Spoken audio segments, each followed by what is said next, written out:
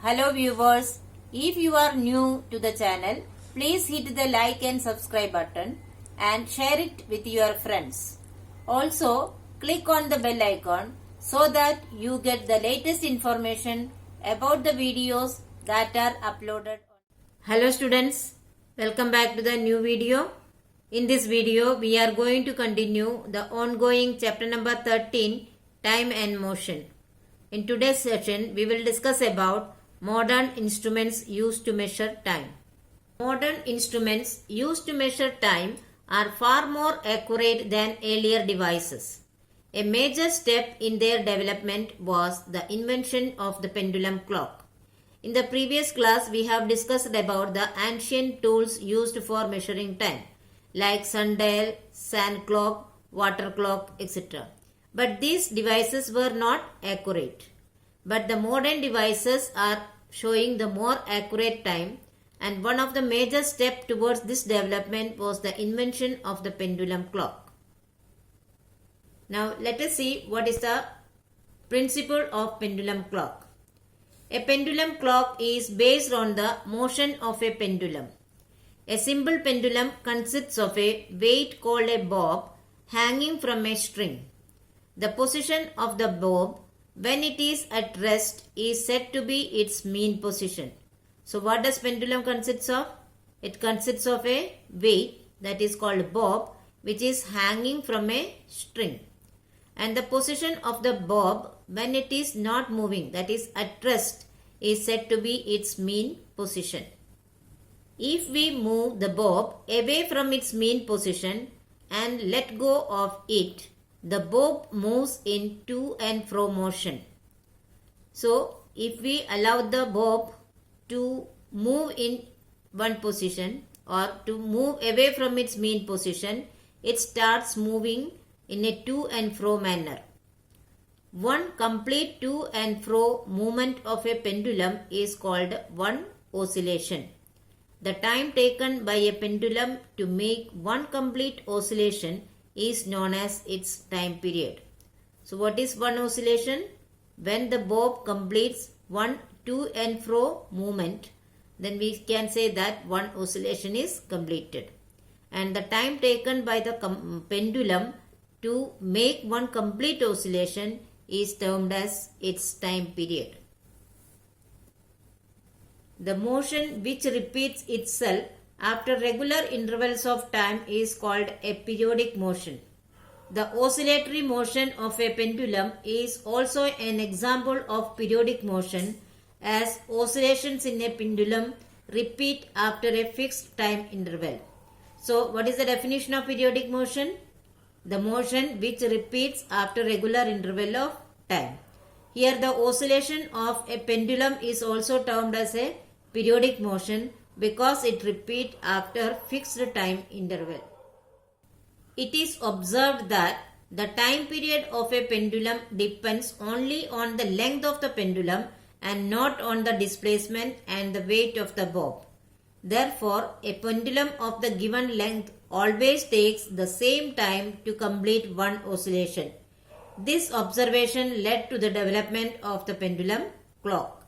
So, what is the working principle of pendulum clock? Because its length, the time period of the pendulum depends only on the length, not on the displacement or the weight of the bob. Therefore, depending on the length or for a given length, a pendulum took always the fixed time interval to complete one oscillation. In a pendulum clock, the periodic motion of the pendulum is used to move the hands of the clock that indicate time. Wound springs unwind very slowly to make the pendulum swing continuously.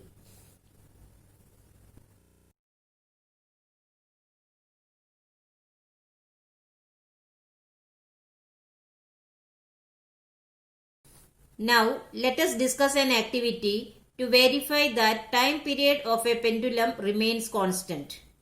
The materials required are pendulum bob, string measuring 1 meter, pendulum stand, a marker, stopwatch and a scale. Now let us discuss the procedure. Make a simple pendulum by tying a string to the bob and hanging the bob freely from the stand. Let the pendulum come to rest at its mean position. Set the stopwatch to 0. Pull the bob a little away from the mean position and hold.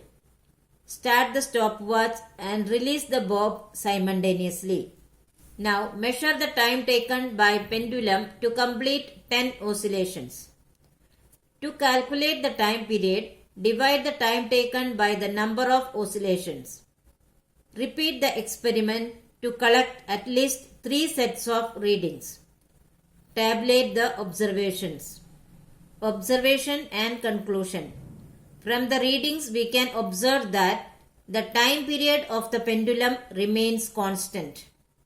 Now we will discuss about another modern clock, that is quartz clock. Today most of us use quartz watches. Quartz is a mineral found in the earth's crust. The quartz crystal used in watches is man-made. These watches are very accurate. Quartz has a unique property. It oscillates when subjected to a small amount of electric current. So quartz is a mineral which is used in the modern watches now. Quartz give very accurate timing. Which property help the quartz watch to work very accurately? It oscillates when subjected to a small amount of electric current. In a quartz watch, a tiny bar-shaped quartz crystal is placed in an electronic circuit. An electronic cell attached to the circuit makes the crystal oscillate with an accurate frequency. The oscillations are translated by a tiny chip into pulses. The pulses drive a miniature motor which turns gears that move the watch hands. This is how a quartz clock works. Now we will discuss how is accurate time maintained. The internationally accepted SI unit of time is second. Every country has to maintain the accuracy of SI units. In our country, the National Physical Laboratory, that is NPL, situated at New Delhi, is responsible for maintaining the national standards for all the SI units of measurement, including time. An atomic clock is used to maintain the accurate standard time of our nation. It can measure time intervals with an accuracy of 1/1,000,000th of a second. The atomic clock works on radiation emitted by cesium atoms. 1 microsecond is 1/1,000,000th of a second, whereas a nanosecond is 1/1,000,000th of a second. The clock that measure such small time intervals are used in scientific research.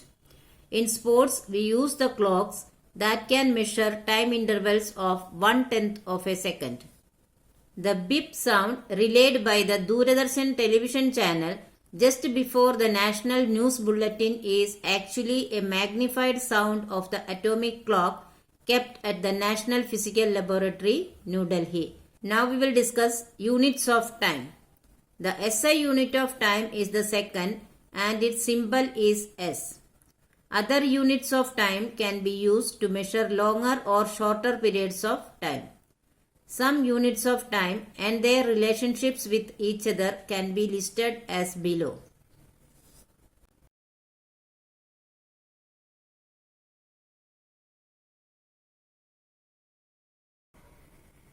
So students, I hope you have understood the topics very well. But still, if you have any doubt, you can write in the comment section. I will surely try to solve it as early as possible. Here are some review questions. Please solve it in your notebook. Thank you.